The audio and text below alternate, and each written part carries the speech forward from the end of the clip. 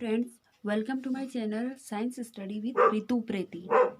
So friends, I am sorry, आज बहुत late video बन पा रहा है। मैं वीडियो अपलोड नहीं कर पाई थी किसी वजह से, तो आई एम रियली सॉरी। ठीक है, तो उससे पहले हम पढ़ रहे थे क्लास 6 का second chapter components of food, यानी कि भोजन के घटक।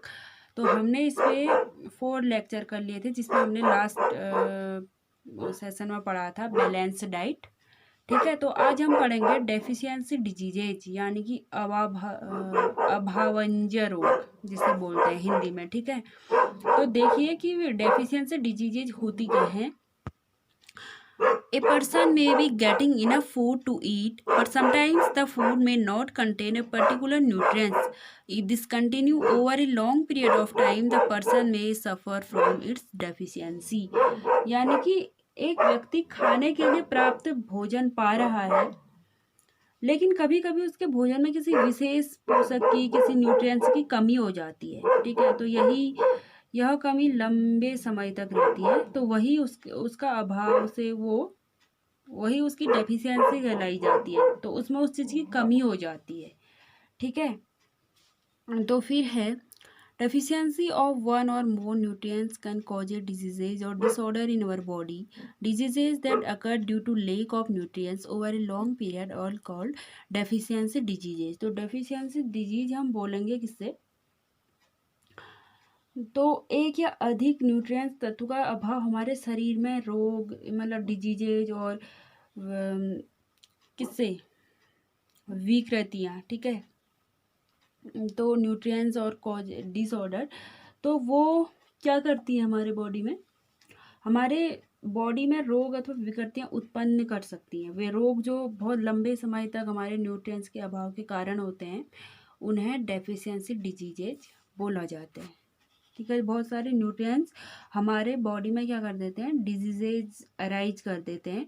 तो उन्हीं की कमी के कारण, न्यूट्रिएंट्स की कुछ कमी के कारण हमारे शरीर में वो डेफिशिएंसी डिजीजेज कहलाई जाती है। If a person does not get enough protein in his her food for a long time, she is likely to have stunted growth, swelling of face, discoloration of hair, skin diseases and diarrhea. ठीक है, तो यदि कोई व्यक्ति अपने भोजन में पर्याप्त मात्रा में प्रोटीन नहीं ले रहा है, तो उसे कुछ डिजीजेज हो सकती हैं। ठीक है, जैसे वृद्धि का अवरुद्ध होना, चेहरे पर सूजन, बालों के रंग का उड़ना और स्किन की डिजीजेज, तो ये सारी चीज़ें उसे हो सकती हैं।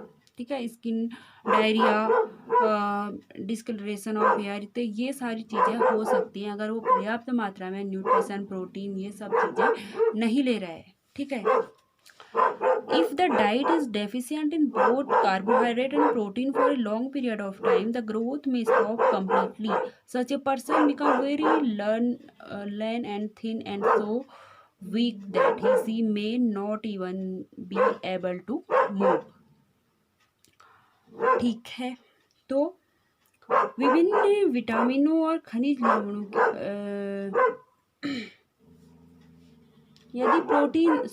यदि प्रोटीन तथा कार्बोहाइड्रेट दोनों ही किसी व्यक्ति के आहार में एक लंबे समय तक नहीं है, वो अनुपस्थित है, उसमें एब्सेंस है, तो उसकी वृद्धि, उसमें कमी हो जाएगी उस चीज़ की।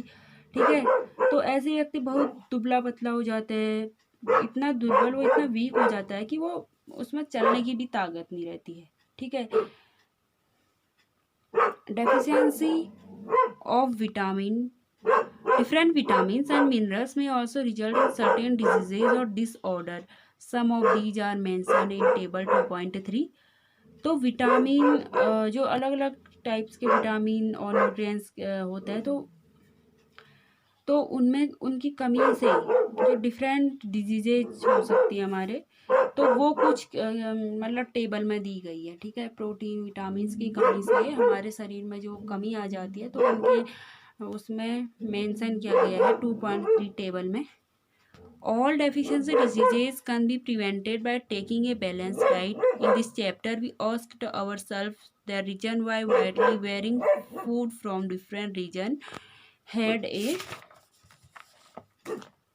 तो यहाँ पर ये दी गई है। तो पहले इसका मीनिंग जान लेते हैं कि ये बोल क्या रहा है।